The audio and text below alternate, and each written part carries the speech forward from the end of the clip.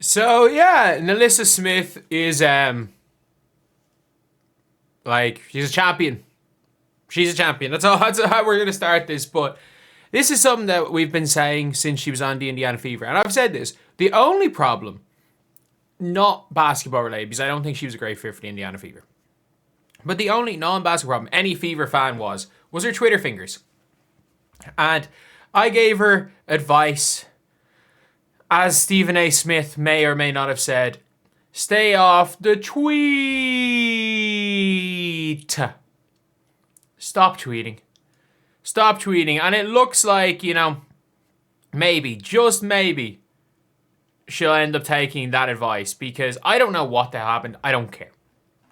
Something happened with her and Dejanay. I don't know. I don't care because at the end of the day, as long as it doesn't affect what's happening on the basketball court, I couldn't care less about what any of these players do in their free time. I couldn't care less about what these players' views are, if these players are even nice people at the end of the day. As long as they're performing on the court, and in Nalissa Smith's defense, she fucking performed on the court this year, so you can't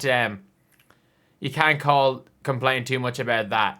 But obviously, in the last couple of days, it's like, well, not the last couple of days, last couple of hours, you're seeing many people talking about Nalissa Smith, tweeting some stuff out. Nalissa Smith obviously not being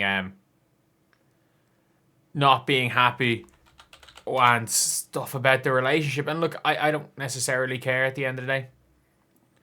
I don't necessarily care if what's happening. I don't even think I need to know what's happening, but it's just one of those things when it comes to the WNBA league. It's this really weird, I always say it's just this kind of really weird like parasocial relationship that players have with players, or fans have with players, but it's actually in a lot of situations like players are way too close with fans.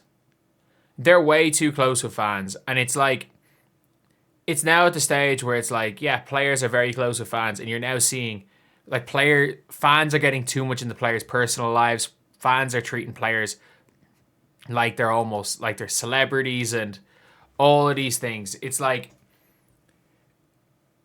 I genuinely, and people are like, oh, never media train the WNBA, like, oh, this is great. And I'm like, it's not for the people involved. It's absolutely not for the people involved in this. And I really do think WNBA players, it needs to be. It's the most important thing. I think every single team should have a specific person, pay them $40K a year. You know what their job is? They've signed every NDA imaginable. And they have, you have to run any tweets by this person. That's all their job is. You have to run any tweets and any Instagram posts by this person, or any comments on social media by this person. And whatever messages, this person doesn't get access to your messages. They don't get access to the accounts.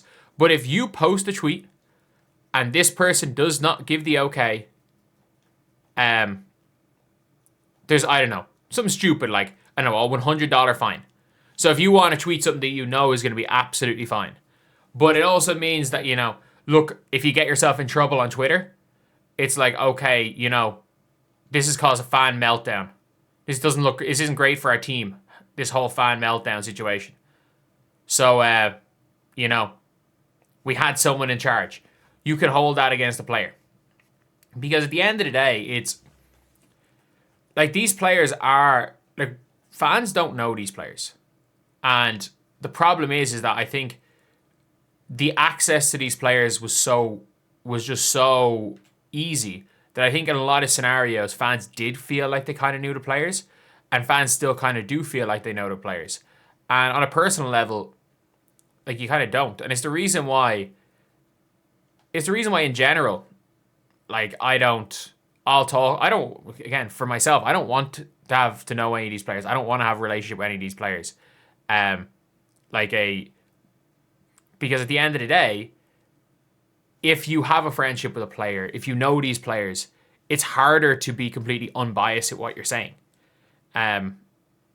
But the problem is that whether it be the media, whether it be, and I don't even think the media is one thing, whether it be, it's literal just fans on social media that are able to completely change the narrative, that are able to, like, there are these kind of parasocial relationships, because at the end of the day, whatever the hell is going on between Dejanay and Liz Smith is none of our business. It is absolutely none of our business. It's none of anyone's business other than them two. The problem is that we're seeing a kind of a lack of media training when it comes to these players, and posting a lot of stuff, saying a lot of stuff that is going to get them in trouble, and maybe not in trouble, but is going to cause some like bullshit, fan outrage campaign, which you're seeing right now, which no one needs to see that. No one needs for anything like that to happen. But at the end of the day, look, it is what it is. We saw stuff similar to this happening last year on Twitter. Like, I just remember out of nowhere, like, Liz Smith, I can't remember, it was like, she tweeted something along the lines of, like, I just want to, I can't remember, something about, like, being appreciated, but everyone thought it was a knock on Fever. And I'm like, I don't know if it was a knock on Fever or not, but it looked like it was. And it's like, if you had somebody, on a team whose job is to look at that tweet, they see the tweet and they're just going, this could definitely be interpreted as a shot at their team, so probably reword that if it's not about the team. But yeah, look, it's one of those things where I think as time goes on, this is going to be less and less of an issue. I don't even think it's that much of an issue. But I still think there are some remnants of the old WNBA where the players are interacting with fans on social media after games and are getting into Twitter spaces with players and coaches are getting into Twitter spaces with fans after games. And I'm like, I get it. Like, there's probably a lot of old fans are like, oh, I miss those days. And a lot of players are like, I miss those days. But now we're at the stage where this kind of like social media, somebody's tweets, and then all of a sudden,